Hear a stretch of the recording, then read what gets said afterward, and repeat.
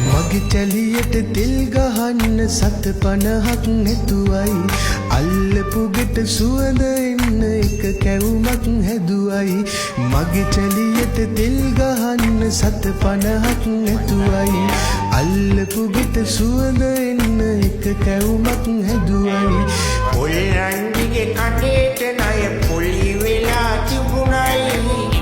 එපා නොගෙවයින්න අනකුණක් නැතුවයි සත 50ක් වගේ මගේ අක්කේ වත හිඳුනා එක්කි හෙළුණා